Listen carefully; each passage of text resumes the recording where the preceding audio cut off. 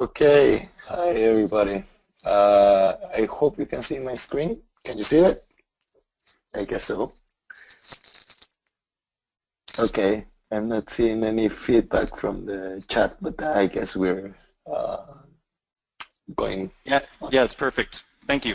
All right, so I call my presentation Taking the Next Step, because it says in the title of the webinar is the next step in hardware in the loop. So how can you take it? And to take it, you have to implement, test, and to implement and test, you need some tools to do it. And the presentation is focused more on real-time control and protection, but we have a little bit of monitoring also. This is the webinar. Yes, there is Mario and Luigi, and we are indeed Nintendo characters. It's a picture that one of my students edited. I think he's listening, so he must be laughing right now. Okay, so I'll tell you how we set up the lab. It's been almost 6 years now. So I'll give it in a historical context and how do you do work with this, and so a little bit about modeling, then applications, and then some tools that you can use. And I want to thank all of my students. You will see a lot of papers by Almas and Maxime, and some results of the rest of the people in the pictures. And actually, I wouldn't be able to do anything if it wasn't for their effort. So this is more a presentation about their work and about some of my ideas. And most of the work that you see here, it has been funded through these projects that you see listed there. So yeah, the money has to come from somewhere, not doesn't fall from the sky. So we work in several areas. The fundamental technologies that we work on our lab are modeling and simulation. The technology itself, so how do you do simulations with open languages and things like that. And with sensors and data infrastructure, that's mostly on the PMU stuff. And then we develop applications for these different contexts like monitoring, control, protection, predictive tools, and some data analysis. So let's see, we have this lab, of course, Mars Lab, and it's also the name of my research team. So in 2010, I arrived to KTH, and I wanted to set up a lab. So I started setting up this around 2010, August, September, something like that. And not a lot of people was doing this stuff in power systems. Of course, it's a 30-year-old field if you talk about the automotive guys or the aerospace guys, but a lot of the people in power systems has seen this effort as unnecessary or useless, and this I call them the experts. So I actually had to write a little document to show, like, okay, why doing hardware in the loop is important. And you can, I'll send out the slides, and you can actually click there and take a look. But it was, so you can see it under a historical context. And so I started the procurement process without knowing too much, unfortunately, but that's how you start. And somewhere around March, April, we got the lab. So actually, Almas and I and a couple of hourly paid technicians that will help us sometimes, we implemented the first lab. And this was more or less how it looked like back then. It doesn't look that much different right now, except that it's more organized. But this was kind of like the idea of what we wanted to set up, that we wanted to do monitoring, control, and protection. And this part over here, that's actually the work that we wanted to do, seemed pretty far at the end of 2010 and during 2011. So actually, we wrote a paper, or I wrote that paper mostly, about how we have set up the lab, and we also wrote a paper about the first experiences on trying to do monitoring. So the first paper here can tell you a little bit about what I was thinking about and the justifications of setting up the lab. And actually was a good experience as for the next implementation of the lab, using the same hardware and stuff, but setting it up better to do experimental work. And then this paper showed like how you could use some tools available to do WAMs, but actually it turned out to be completely difficult, very difficult to do that approach. So actually it helped me understand the needs of kind of the environment that you need to develop prototypes in a lab with students and etc. So it was really a proof of concept stage or period that you can think about. So now post 2012, this is more or less how it looks like. So we have the real-time simulator. We have a bunch of amplifiers, as it was shown, where we interface all this hardware. And we have some PDCs that are from Schweizer, where we can gather the data from the lab and also from outside. And we have other networks like the process bus network, so that we can use sample values, and the station bus, and those talk directly to a simulator, very luckily. But back then there was nothing to do simulated PMUs, and actually we tried something. I didn't put the reference, but I'm glad that Mario has done it, because this is really a lot of work to do this, but sometimes it's necessary actually.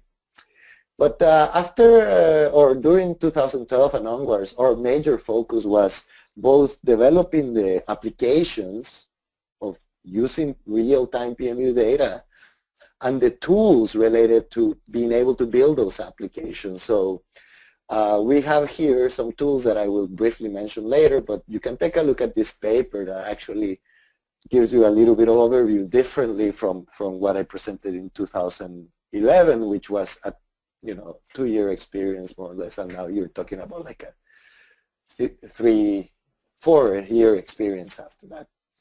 And this is how it looks like. You see it's a little bit less messy, but the nice thing you see here is a bunch of compact rios, which is the things that we like to use more than anything else. You see here a back panel where you can do all the interfacing between all the mess of cables that you see coming out from the simulator to here. Here is the PDCs and other software. These are targets. This one over here, this one over here. These are extension chassis for additional I/O, because remember, we didn't have abilities to stream PMU data back then. So I mean, this is how I thought about it, and this is what we still have, because we don't have those libraries. And then you can see the GPS antenna coming here, feeding in the substation clock. This is a PMU. This is our relays PMUs, and this is on our substation equipment.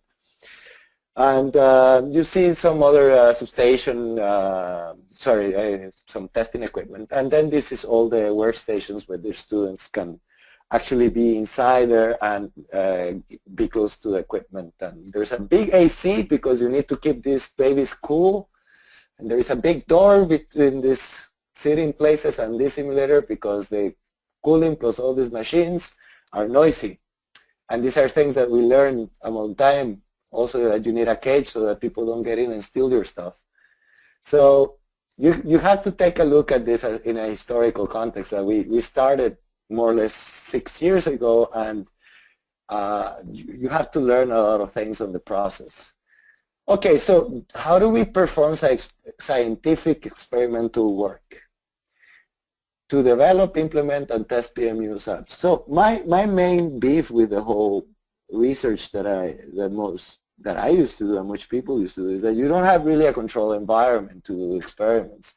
So when I set up the lab, it's because I wanted to do an experiment 100 times and analyze the results of an application statistically, and do it under near real conditions. So you're using all the same devices, all the same protocols. So if you're going to deploy it in the field, provided that you see your simulator model is accurate enough, well, pretty much things will work. So people cannot claim that my stuff only works on the paper, but we're actually taking that step extra. And to do that, here's a little flowchart of how we work. Okay, so you have to develop a model, and I will show you one of the active distribution network. Then you need to configure the model by going into the backplane with the analog outputs, or in how Mario explained, with the configuring the the streams from PMUs, but in this case we configure the analog outputs and we feed in either amplifiers or directly the PMUs through the low voltage interfaces. All of this equipment has to be configured, okay? So you have to program, not program, but you have to download firmware for the compact radios or for this, and you have to configure it, and then you have to configure the PDC to read the data. So it's not like plug and play and go. You need to do a lot. So to stream the PMU data, as I said, you have to configure all the PMUs, and then you have to create something called output streams. And these output streams actually is the basis that I use to decouple what it is a PDC, which I think it should be left alone and do its job of concentrating a time alignment, and what is an application development environment, which could be any workstation located anywhere, and be able to read this stream and use the data. So how do you implement a new application? Well, it turns out that there was not much back when we started. There was OpenPDC, and it was really hard to do. So we implemented different kind of mediators and toolkits. And so we use these tools that we have developed in-house and with collaborators and so on to be able to make, for example, in this case, the application is just a display for the same model that we have here. So during the development, you more or less go through this circle over and over again, and you fine-tune your applications under different experiments. So you can remove a load, remove whatever you want. You know, you design the experiment yourself, and you can do that experiment 100,000 times if you want to, or if you have the patience. So I think this is this is a really nice example. I call it the golden crown because it's really a nice model, I think. Almas, my student, has developed some gigantic models also, but I give a chance to somebody else to show their work. So this was done mostly by a student called Hossein. He's a postdoc still. And the first version is published in Mario's journal, where he's the editor-in-chief. And you can just click there and it's open access, and what you have here is like 79 nodes and 10 different components, and it's deployed in the first version in 11 cores of the Imega Scene simulator. And where you see here wind is a wind turbine. You can see somewhere a battery. I think this is energy storage. No, this is an energy storage. You have some PV. You have protections in the model. So it's really, really a nice model, and the aim is that you have transmission, medium voltage, low voltage, and residential low voltage. So you have three-phase and single-phase, and so on. So it's a really nice model to try to understand active distribution networks. A little bit more work has been done recently with Christian Dufour, actually the guy from Opal-Rt that develops the Artemis library. And this methodology that we have here is called stop-line decoupling, which introduces errors into the simulation. So we thought that we should get rid of that. And this SSN, State Space Nodal Solver from Opal, was used to implement this model. So now not only that we get more accurate results, but we also use less cores. So this is down to 7 cores using this technique. So that's really nice. It will be soon a release in RT Lab in the libraries from Artemis. But if you don't want to wait, just go to GitHub. Here's a link, and you can download it and play with it. It's released on the GPL version 3 library, so make sure that you read what that means. Okay, you're supposed to make things, if you're going to distribute some new version, you have to make it the source available to everybody else. All right, so now you have the model ready. So there's not such thing as a real-time monitoring application. There's useless, because you cannot react in real time. You have near real-time monitoring applications, and this aims to provide fast updates in near real time. So 10 seconds, I would say, or tens of seconds to a few minutes, when the reaction still is possible with a human being. Okay, so this is near real time, because real time is 1 second equal to 1 second, and then if we talk real time in terms of the loop cycles, and you're talking a few tens of milliseconds. So using a library that we'll show later, we have implemented all of these different applications. You have monitoring and visualization. Here are the reference that you can take a look. Some mobile applications. So this is a really nice hack because once we had our toolkit in LabVIEW, we just used LabVIEW toolkit to implement these mobile applications, and it was really fun. We have these inter-area oscillation tools. There's one coming soon that it's going to be open source. Maxime is doing that, and we have this force oscillation detection when the subsynchronous wind farm oscillations. This was Maxime's master thesis, and it's one of the projects where we have really gone through the whole model-based development approach, actually. And finally, here you have a real-time voltage stability assessment that was presented in some conference, but we haven't written a paper, so hopefully Jan will write it soon. So that's for monitoring. There's a new application here using this model. So the idea here is that you can monitor transmission and distribution grids at the same time and decouple their contribution to voltage stability. What does that mean? It means that you can tell who contributes to the voltage stability of the system. So this is the transmission network, and we're monitoring with PMU1. So it looks at the input of the transmission network. And here you have the distribution network, and you're looking at it from this aggregated load. You have another PMU. So you are able to decouple actually the network. So what happens is that we don't have this wind farm connected. So you can see the effect of both networks is the yellow one, and the effect of both networks is actually some sort of combination of the effect of the distribution network and the effect of the transmission network. So actually the limit really of the stability of the whole system, if you assume that we have some sort of noise, saddle noise bifurcation, it's more or less driven by the distribution network. So what happens when you connect the wind turbine? Well, voila, it turns out that you have increase on the total stability of the system, and the indexes of instability are decreased everywhere. And why is that? Because you're providing reactive voltage compensation from the wind turbine.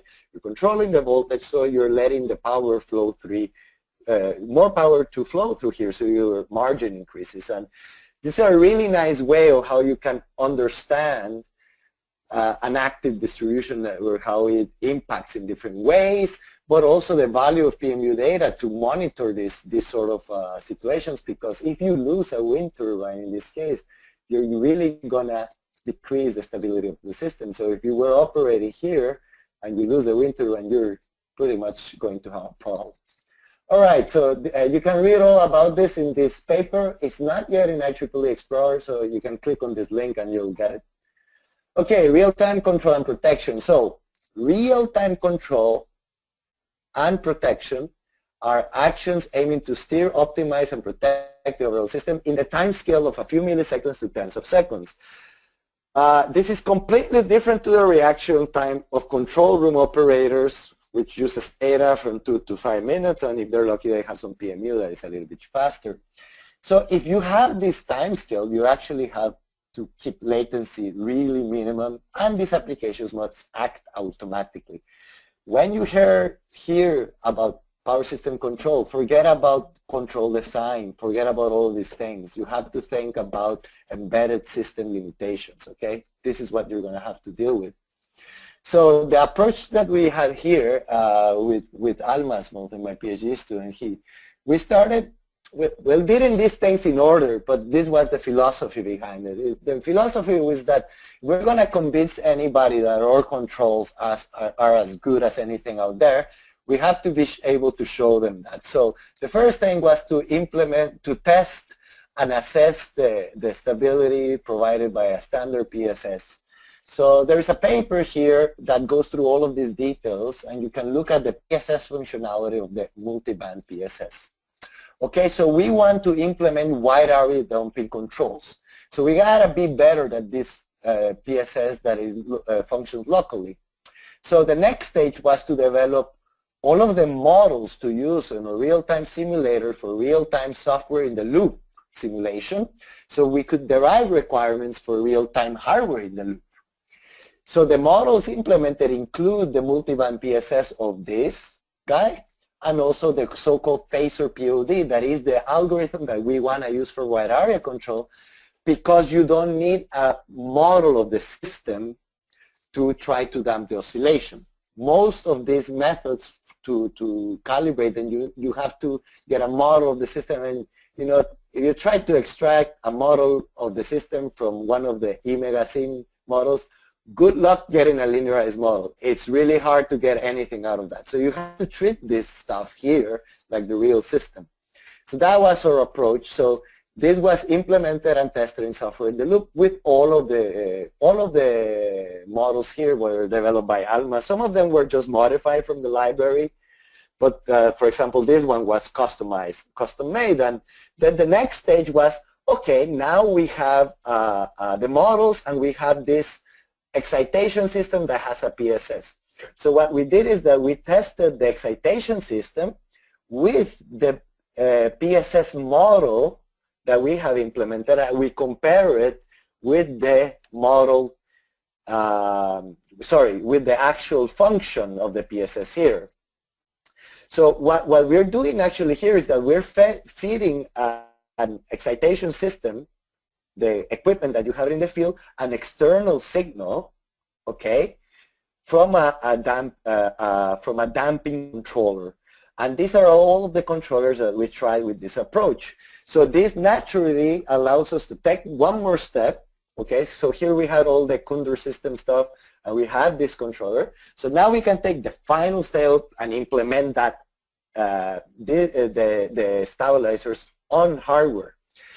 And here are 3 papers where you can read about this first, let's say the first attempt that we did at all of this. So to do a control implementation, you start from the software in the loop results, and you get an idea of the dimensions of your equipment. But I mean, the design that you had is going to have to change. Why? You have some initial specifications and some initial requirements through software in the loop, but then you're going to have to try to implement them, and you're going to face technical limitations of hardware. You're going to face processing limitations of hardware and software. So you might not have the functions that you need, and then you're going to have to change the requirements and revise the design and go iteratively around this. So this was the first design where we wanted to have everything in the real-time controller, the parsing the data, selecting signals, processing signals, implemented the wide area damping function, and simply interpolating with the FPGA to generate an output in digital form. But this was not possible, actually. We didn't have the protocol parser so that we can run a controller inside of the real-time system. So we had to use a non-real-time computer to deploy the real-time data mediation, the signal processing, and deploy in the controller the wide area control function and leave interpolation. Well, we had some additional problems, and we actually had to change this again. So more or less the final function was that we had the data mediation here, then we had the selected signals for the controller were communicated with shared variables in LabVIEW, and we had to implement the damping control algorithm in the FPGA and wire out with an analog signal into the simulator. And this is the final architecture that you will see in some of these papers. This is the S3DK toolkit where we implemented these parts, and this has a 20 milliseconds loop rate because you get phasors at 20 milliseconds. You have some network communications, and the real-time controller had also the same loop rate of 20 milliseconds. You can go down to 10, but that's it. So we needed 50 microseconds output because the simulator is running at 50 microseconds. And this guy's thesis, Elric Revello, shows that if you don't have the same loop rate or multiples of the loop rate, you will have numerical oscillations when testing the algorithm. So what we implemented at the end, you can see here the control configuration interface. So you're talking here into this box, the Compact Rio, and you can see here which kind of signal we're using here is a positive sequence voltage difference. So you're taking two phasors and using the voltage difference for that. And here you have the control configurations. It's a simple PID actually, but how you configure it, but there's more details on the papers. Here you have the layers. So you have the FPGA layer B here, the layer A, and this layer is the S3DK that you will see later.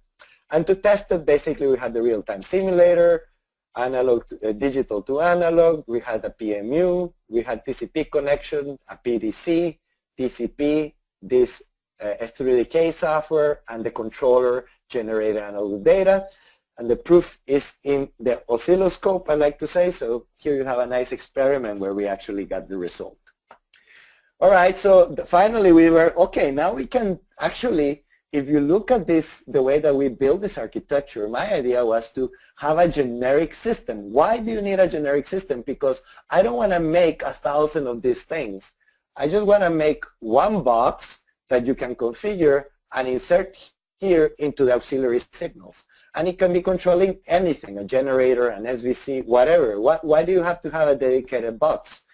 And so the idea in the next work that we did was with this student, Gudrun and Almas and Maxime also, was to extend the application to do load control. So actually it was really a nice idea from my students. It was not my idea here, but the idea was to use this phasor POD to generate the signal for damping that is generated by this controller, and actually detect the maximum and the minimums to use it as a type of load modulation on and off. So this was the controller that was implemented. In this case, we took these layers, they were cleaned up a lot and fixed, and additional control was implemented, and it was tested in software in the loop and hardware in the loop. So the nice thing, if you look at this example here, is that you have two types of signals, voltage angle difference, and just the voltages from a specific location, and you have software in the loop and hardware in the loop. And people ask me, why is hardware in the loop not better? Well, the answer is that you have hardware in the loop, and you have delays, and you have noise, and you have a lot of things. And all of the stuff that you have in hardware in the loop, you will never see in a simulation. And these are the kind of learnings of what we're getting out of this. We're starting to understand all of the limitations, all the real problems that we have to cope. So this is an extremely good learning experience, I think. So I don't know how much time I left. Yeah, I'm slightly over.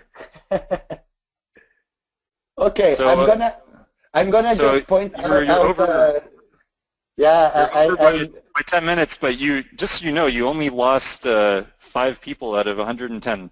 So we'll let you continue. If the audience doesn't matter, I'll keep going, because if I haven't bored you now, I won't bore you with the rest.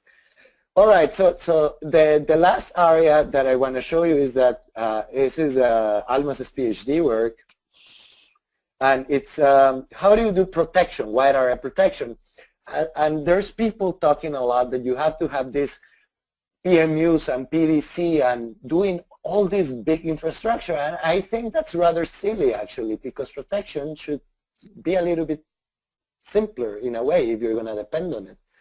So we looked at this islanding because it's really interesting, and there's severe problems in the northern Norway where we used to work with them. So we wanted to do islanding detection, and this standard for DG says that it should be in 2 seconds, including the detection of the islanding, trip signal generation, and trip signal transfer. So to do this, we need to have a detection zone. So it's this range of powers mismatches between the DG supply and the load. And this will tell you if the method will fail or not. So there's 2 ways of doing it, with local measurements, the traditional way. But these guys have a large NDC. So you will fail if you don't have a substantial mismatch. So what about using wide area measurements or just remote measurements? Okay, so you can use one at the network and one at the DG. So here you have the idea that we have one at the network and one at the DG. So the hypothesis is that we should improve the detection time because we have better ability to detect imbalances if and only if the delay is controlled to a minimum. So what is this delays? Well, both measurement and signal trips will have delays other than the and this should be kept as small as possible. And then which method should we use? Well, we don't know which one will work better, so let's try them all. So this over-under voltage, over-under frequency, and rock-off. And let's try them on their local and wide area measurements. And how do you minimize the delays? Well, the proposed approach was to minimize the delays by doing direct relay-to-relay communication using the PMU data. So basically you have a master-slave configuration. And then use 61850 to isolate the DG and trying to minimize the delay trip time. So here we have, that's why the approach is a hybrid synchrophasor and goose approach, because we're combining synchrophasors with goose. So what Almas did is that, since you see here, there is no special library, nothing to parse. So this was implemented directly on the relays. So here is the implementation of the algorithms. I'm not going to go into details. You can go to the paper. But there's one for local phasors and one for remote phasors. And you have here the way that we did the test setup. So here you have a trip signal for the local case. And here you have a trip signal for the remote case where there's a direct relay-to-relay communication. And here you can see, this is the voltage, over-under voltage implementation in both cases. So you can take a look at these equations, how it works. It's very much this logical block diagram. So what's the result? Okay, so first of all, local over-under voltage islanding and wide area over-under voltage areas, they have a different NDC zone. What this translates to is that, as you can see here, the blue line, okay, the blue, it's for the over-under voltage, and as you can see here is the 2-second threshold. And what happened? Well, that we actually minimized, we reduced the tripping time in total under a mismatch of 40%. And not only that, it operates with a smaller mismatch. So this is what is shown here, that our non-detection zone is actually reduced with respect to local phasors, and that's of extreme value, I think. So it's very effective, but the most effective one turns out to be the rock-off based one, which has only a 10%, not even 10%, is less than 10% non-detection zone. What that means is that you have to have very little imbalances in the system when you're using wide area measurements. Okay? So the general conclusion of the paper, or the most important, is that the wide area schemes do not only perform faster, but also have smaller NDCs. And we found out through 400 real-time hardware-in-the-loop tests that if you keep latencies to a minimum, these passive island disease schemes reduce the non-detection zone from half to 2/3. So an improvement of 50% or more. So this is really a business case to use wide area protection, that you can improve 50% or more. That's a huge selling point. So if you're having problems, people believe in PMU protection, this is a great experimentally shown case. And finally, I'll show you the tools, really just telling you what they are and where you can find them. Why do we make tools? We're not software engineers. Well, we ended up in this situation that we had all the infrastructure in the lab, okay, PMUs, the network, the PDC, the protocol, but the real-time data was locked into a vendor-specific software system, and the historical data is generally in a proprietary database. So I actually thought we really need interface using standard protocols and a flexible development environment so that we can actually implement something for ourselves. This traditional approach, in the traditional approach, the road is closed. But if we have some tools, the road, you can take the next step to walk the last mile, as I said. And you have to keep in mind of our context is that we actually have students and researchers that do not have proficient C++ programming skills. So we need to get people within 6 months doing something new. So we needed this flexibility. And this is a story of more or less also the 5 years that we've been doing work. So we started with different tools. So we have one called Babelfish version 1, Babelfish LabVIEW engine. And this works with ActiveX and C++. This one is LabVIEW only.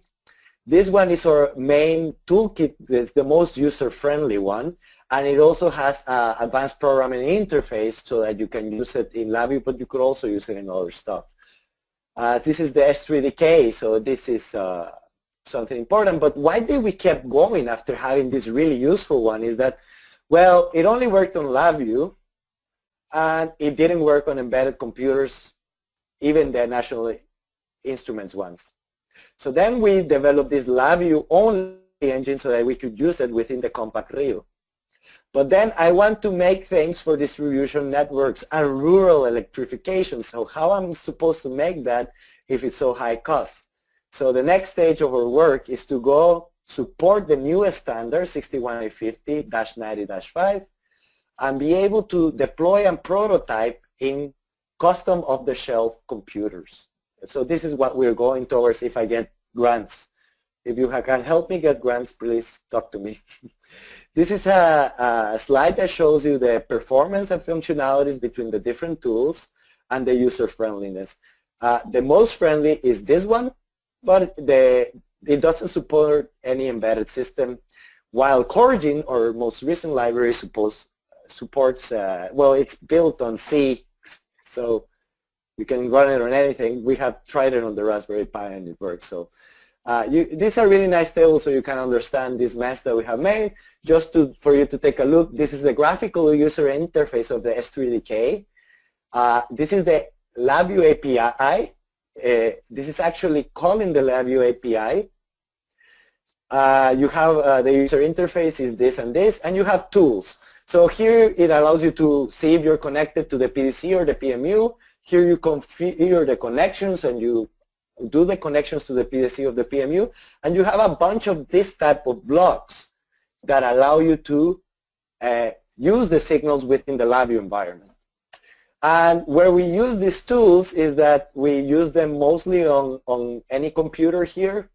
The S3DK, Babelfish, or Corger, they can be deployed in any computer using Windows. This one in any computer. And then the Corgin can be really run anywhere. And to look at the example, this is the controllers that I showed you before, the load controller. This was done with S3DK, and this was the architecture. Now that we have Corgin, we can replace this non-deterministic delay by running it in a real-time processor at 20 millihertz loop rate.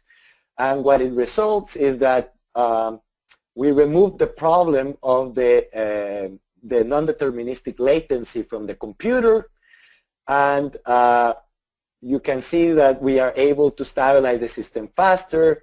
The blue one is the one with S3DK, and you see that it has a lower performance on damping. Of course, you can never beat software in the loop because you have hardware in the loop. You have delays in the system, but we decrease the delays for over 100 factor. So Luigi, that's it. Here's the links. Went up a lot. Yeah. So here's the links with all of the papers. Here is the GitHub repositories where you can find it. There's other GitHubs for other tools that I didn't talk here. And here's the conclusions. I'll let you read it yourself while Tom talks now.